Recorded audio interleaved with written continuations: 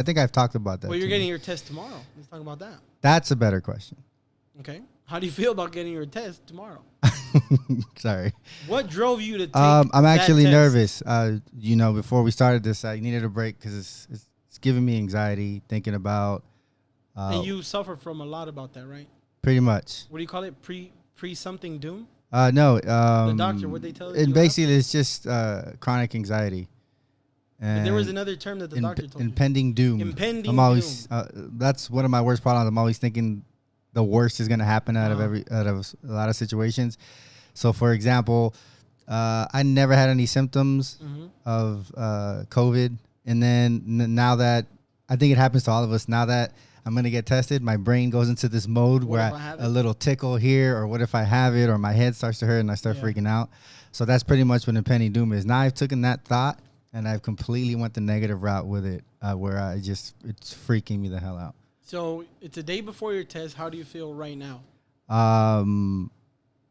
Does doing this right now that we're doing, talking about it helps. That's a good one. Yeah, talking about it helps. Usually anytime someone has a real bad problem, I always recommend people that just keep talking about it or keep talking in general. Yeah. So yeah, as you actually asked me this, I started feeling a little better. Okay. See, it's all a mind trick, kind of. You know what I mean? Like some people. Don't you say that it bothers you when people say, "Oh, get over it, Tony, it's all in your head"? Yeah. So based off what you just said, you said it's pretty much all a mind game. But when someone tells you get over, it's all in your head. Can you explain to me what's the difference? I can't stand when someone says it's all in your head, because to me it comes down to the tone, how you say it. Because yes, a panic attack, or you start getting anxiety, or you feel depressed, it is coming from your own mind. You know what I mean? You start to tell yourself certain things, and yes, you're more than capable of cheering yourself back up or getting back into the grind of things. Yeah. But there still comes with symptoms. So even if you say, yes, it's all in your head, you also have to recognize that someone's actually going through something. Like when someone tells me it's all in my head, or I'm making myself the victim, which is one of the ones I can't stand, is kind of an attack on someone, as in grow the F up, stop being a weenie. You've actually said that to me before, that it's for weak-minded people. And every time I hear that, I'm like, okay, I'm going to accept your criticism, but just be careful. I tell everybody this, be careful how you put it, stupid. Be careful how you put it out there, because you can tell someone you really, really love, it's all in your head, it's all in your head, is for weak-minded people. If you really care about them, you'd understand that that's your own opinion, but you still have to address what they're going through. So, and I hate to be graphic, but I think that's how people end up killing themselves. They'll explain something to someone. Hey, listen, I'm going through something. I don't know what to do about it. I feel like I can't breathe. And then they've just poured everything out to that person, and that person responds with, it's all in your head, stop being weak-minded. That's not going to help that person. Whatever you think they're going to do after that, if they go kill themselves after that, if they're stupid for doing that, because obviously suicide is probably the worst decision you can do, but you still affected that. You know what I mean? Like, they were still pouring their self out to you, and you gave them a response like, oh, it's all in your head. So when somebody tells me that, okay, I'll accept it, but they're wrong in so many ways, because it kind of pisses me off more. That's crazy. Because I'm pretty sure I've said it before on the podcast, but when I told you that I didn't believe in none of that. Yeah. But I dated someone that had that, that suffered from stuff like that. They would cry for any little fucking thing. And that's tough. What you told this? You talked to this person? I was dating her. You talked to them about it? I was dating her. No, she tried to kill herself too. I went to go see her in one of those hospitals. But it was like, I guess for me, it was just too much. It was every. But you never helped her, right? That's what I'm trying to say. Like, you never really, hey, listen, I'm here for you. Yeah. What's going on? But it doesn't like when your mind is set, bro, your mind is set. Yeah. You know what I'm saying? You're right. It was so tough to have every little thing was an argument, man. That's why I was like, this is whack. Like, it's too much. It's too much work. Okay. So say now, moving forward, you meet someone like that, and they start to show symptoms where they feel like they're dying. What would you react to now? Because now you know a little more about it. Yeah, you know what I mean? So how would you react to it now? Like, someone just says, hey, listen. That's a tough question. I mean, like I said, you've been very honest before in telling me that, That's a tough question, because it depends. Do I really like this person? Because if not, wiggle through your section, I'm gone. Hop in my car. That right there. Anyways. So we're getting tested tomorrow, right? Yeah. What if your results come back positive? I don't know. I honestly don't know how to answer that. That's what's freaking me out. I would go into a panic mode. I would have to calm myself down. And that's a perfect example where if I come up to you tomorrow, bro, I'm freaking out. It came back positive and stuff. What do I do? And then you're like, bro, chill. That's not going to help me. I'm still hyperventilating. I'm still losing breath. I'm still losing air. But the problem is, if you do start freaking out, right, you can't go to the doctor. Guess why? There's COVID on every floor. Right. And no, it's realistic. You know what's funny about what you're saying? What? It's 100% true in the sense that this whole thing, in my opinion, has created a lot of people with severe anxiety. No one's ever talked about what do you do the minute you get a text. You said you took one, right? Mm-hmm. Now, okay, run me through that process. You made the appointment, all that stuff to the very end. So I made the appointment. Mm-hmm. And I was more scared of them putting the huge Q-tip up your nose. That's the only thing that scared me. Doesn't that alone give you anxiety, right? No. That doesn't freak you out? Anxiety. I wouldn't. You just don't want it to happen. I just didn't want to feel that pain. But in that feeling, your palms ever get really sweaty or anything like that? Like when you're nervous? Nervous over other stuff, though. But in that moment, you didn't feel any kind of tingle or any kind of sweat? No. Like you felt like you couldn't breathe or anything? I'm very realistic. Okay. So I told myself the odds of me coming back positive are high.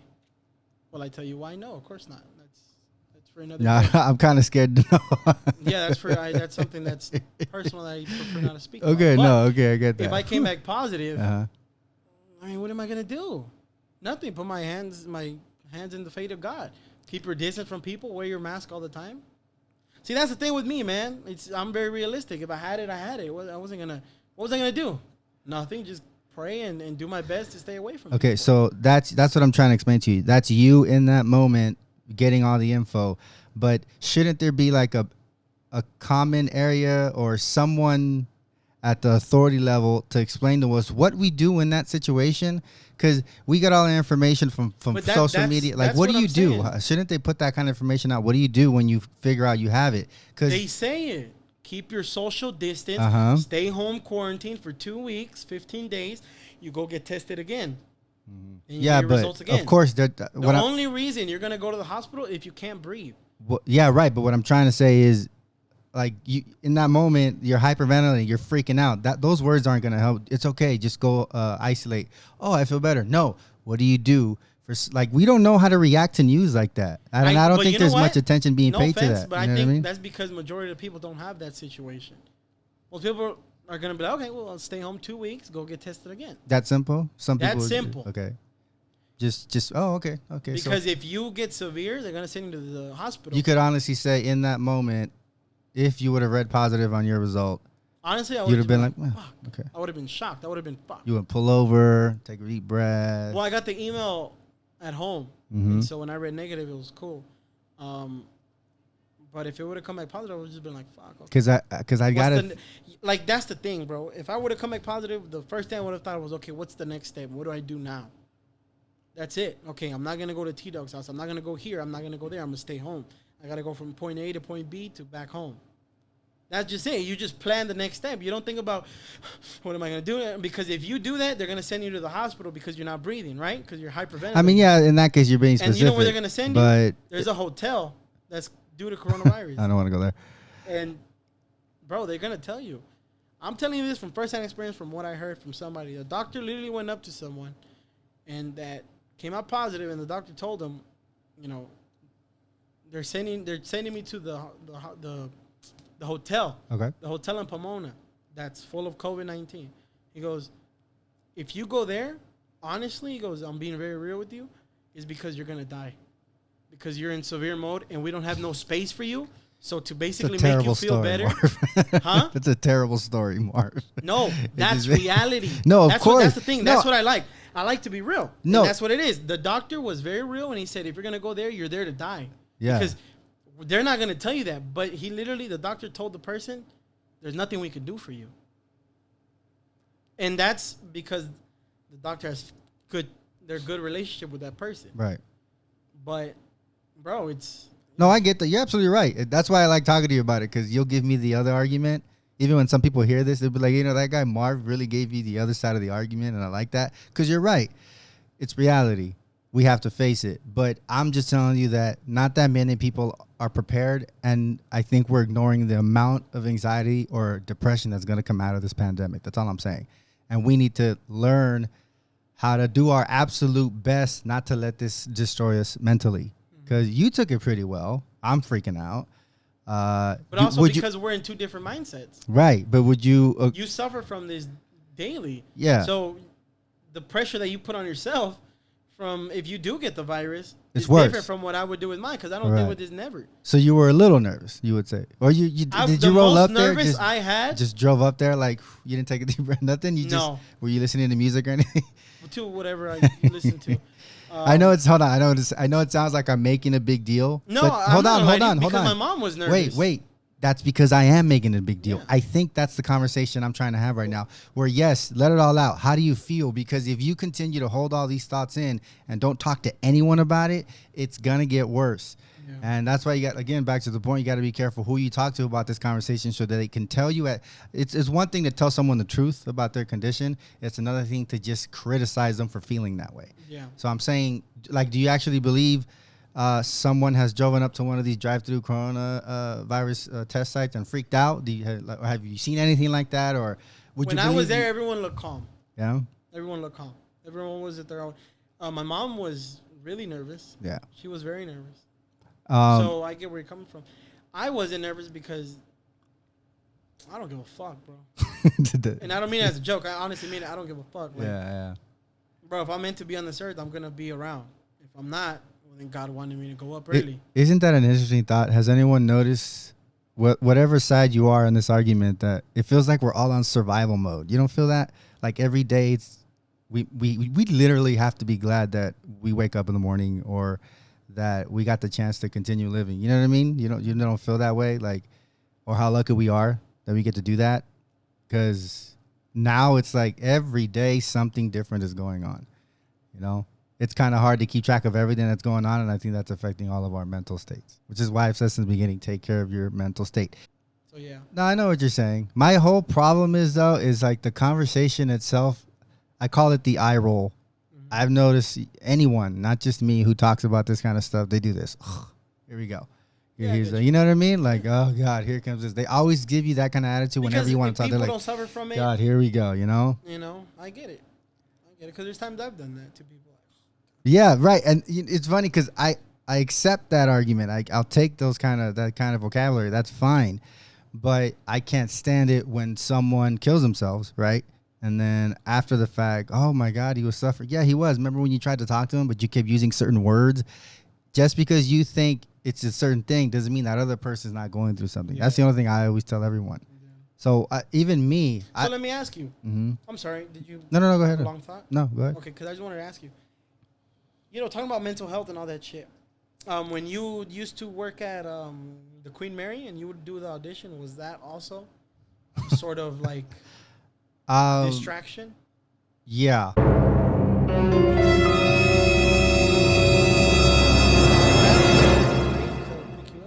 But the Queen Mary thing, I was just getting too old for it. Bro, there's people older than you. And I give them a lot of credit. Just got lazy. There's nothing wrong with that. Laziness has a lot to do with it. Because it's a lot of work. But it's a different type of lazy. It's the type of lazy where the fact that you have to go there, you have to sit in the changing room, get makeup on. The fact that you have to be standing. Is that it? Yeah, a lot of people, pretty much. People steal your scares, right? That's what pretty much. You just explained the whole thing. Is that really what it was? You really pay attention when I talk to you. I like that. Right on the money. But pretty much, there's a whole. I don't want to bash the job itself, but it's a whole process, and you have to do your best to stay in shape because you're going to do the same thing, literally the same thing over and over again every night for long periods of time. Mm-hmm. So one of the first things, like I remember that's one of the first time I ever saw a therapist when I went to the audition. I was already, trying to get treatment for whatever, and that was a huge distraction for me. But at the same time, it's like it helped me just to stay active. You know what I mean? Went to the audition and worked completely on shyness. Like, are you a shy person? Very. Okay. Have you ever? I'm not saying that's a huge problem, but have you ever tried to get rid of that shyness? Well, there's only one way to do it. Oh, for me, I do. I have one that really works. Sounds so stupid. Alcohol. I mean, I guess that's good. It gives you like liquid. I mean, just to answer the question, it's like liquid courage. Facts. I couldn't do it in this case because I was gonna go try to apply for a job, so I just tried to completely do something I've never done. Became vulnerable, put all my walls down, and just embarrassed myself for like 10, 15 minutes. Because that's not funny. Because I was thinking about that. I said, acting is not. You really got to go out of your comfort zone. Especially when they give you like an audition that I'm ready to go into. In this case, it was a scary one, so I was like, okay, I'm gonna try to be scary. And it wasn't like that at all. They gave me completely different material. They want to see if you can create a character. So what I had ready in my head wasn't at all what I was asked to do, and it come down to walking funny, making certain noise, all that. I kept hearing myself talk or do something crazy, and I'm like, oh my god, this has got to be the most cringiest thing ever. Like, you can't be embarrassed doing something like that. But I was going to do it to just step out my comfort zone, and it worked. Before that, I applied at a lot of haunts that they just didn't accept me. And that hit my ego, too, because every time I noticed they told me no, you get to see the people they chose, and they were all in shape. So it was a room full of skinny people here that were celebrating and fat people over here that were upset because they didn't get the job. Yeah. So going into any kind of audition, like Queen Mary, you're like, you kind of hit your ego a little bit. You got to really pump yourself up, give yourself the confidence you can do. But yeah, that helped me in the sense that, like I said, it just, I don't know if I'm even explaining it right, but whenever anxiety, depression, the whole key is to just completely get your mind on something else. That's the best advice I could give someone. In my case, it was that, because man, I was so focused on trying to create a character or trying to focus on even having so much fun in the job itself. And I also realized that a lot of people that do that have anxiety or depression of some sort. See, even me, this is funny. I hate talking about it. I just hate what I just said.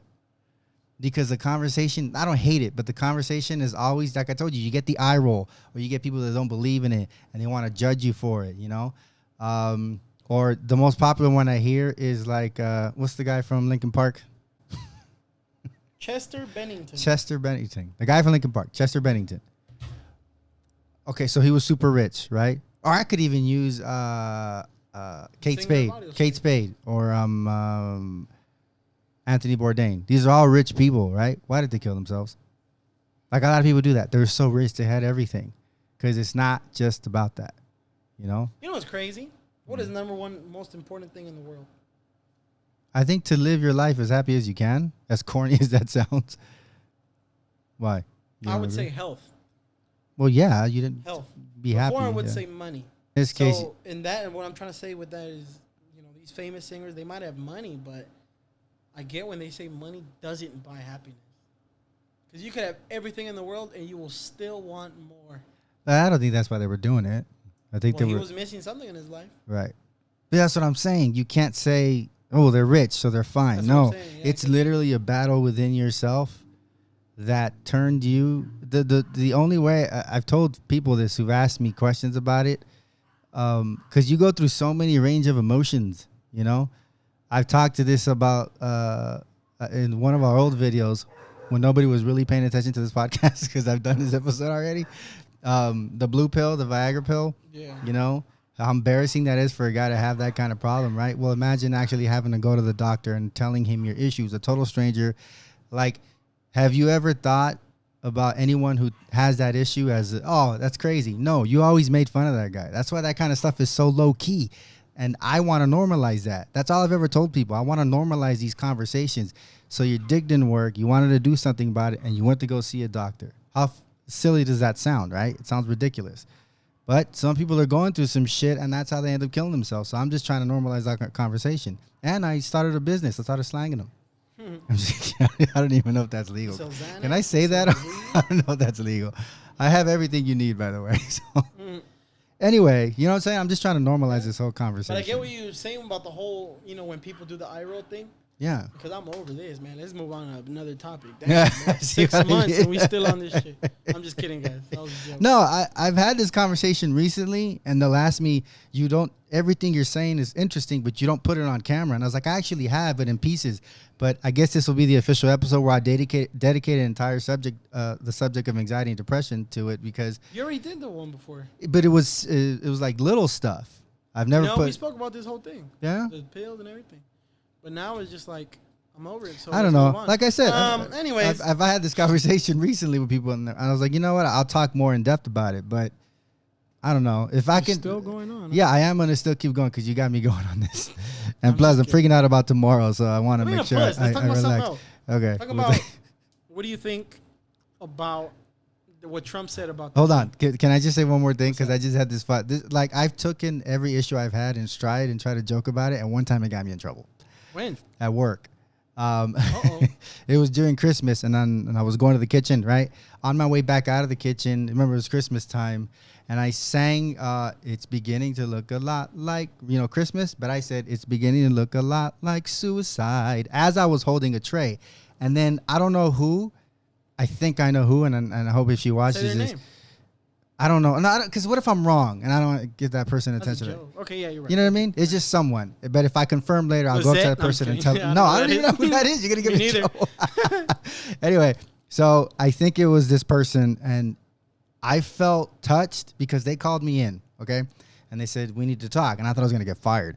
They were like, hey, Tony, someone heard you sing a certain song in the kitchen, and it's freaking us out a little bit. So we want to talk to you. Are you okay? Do you need any help?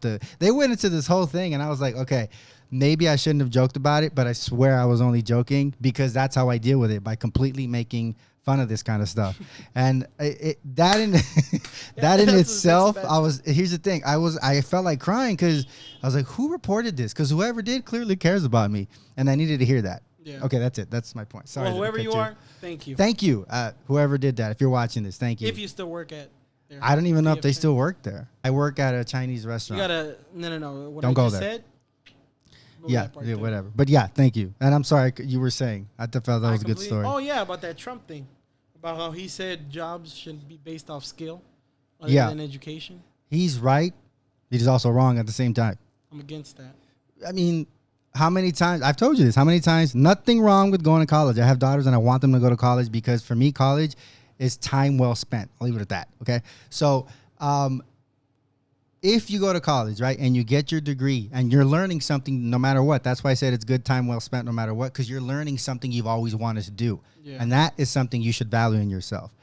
But it's so tough to get the job afterwards because they'll just give it to someone who's qualified. And now in this world, when there's so many things that can get away from you getting a job, that to me, it's an open book. Like, honestly, you never went to college, right? You have a trade and you fell in love with it. I'm in college, you dumb motherfucker. No, when you went back to college to learn your trade. I'm talking about what you do from high school. No. There's a difference between learning a trade and studying a trade. Right. That's what I'm trying to get to. Isn't that better? Right? Hold on. Mm-hmm. There's a difference. Okay. I'm going to school because I'm studying the trade, which means I'm going to school for it. Right. There's a difference between just learning the job. So I know people that know electricity from doing the job. So if you ask them, how does a transformer work? What is it about? What is electricity? They don't know how to answer that. They know how to do the work. I'm learning I'm going to school to study it. It's like you're learning behind the scenes stuff. I'm learning the theory. That's what school teaches you, the theory. And then you put that into practice. So, right, the example I'm trying to get to is you are obviously trained to do what you're doing. And then somebody comes in who's never done that. You're in charge of hiring this person.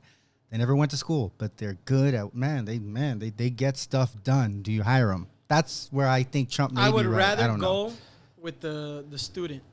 Because and the reason is because what it shows to me is dedication. Mm. You dedicated to go to school instead of just working and that's it. Right. You decided to take your time wisely and I'm going to expand my knowledge. So if you come at me with this, I'll be like, you know what? We could train you. If you know the theory about it, I'll train you instead of the skilled guy. Because the skilled guy, I could leave him alone. But what else does he bring to the table? Okay. Just skill. What does the other person bring? A certification from the state of California. Like he's more disciplined. He took the job more serious. Yeah, there you go. That's just what it shows. I've seen people that they're making money. You have them read, and they sound like a third grader. Like the why, the you, the he, the when, the she. And that's funny because I saw a video on YouTube that said that. She goes, why are you reading like a third grader? It's pissing me off. It's so funny. Because I get it. Okay. Anyway, I want to talk a little more about anxiety and depression. I'm just kidding. I'm done. I was about to say. I'm just done. I'm going to jump myself I'm going to end it right there because we're at 30 minutes. I was just kidding, though. But see, that's the point of the conversation. But if you feel that way, you're feeling kind of funny, I recommend go to the doctor It's not the most embarrassing thing. And if you need any tips, ask me. Yeah. Like I've been getting. Just ask me. Leave a comment, whatever. I'm not going to hold anything back when it comes to this damn condition. Even if you disagree, whatever. Mm-hmm. Yeah, seriously. All right. Thanks, Marv, for stopping by, buddy. Yeah.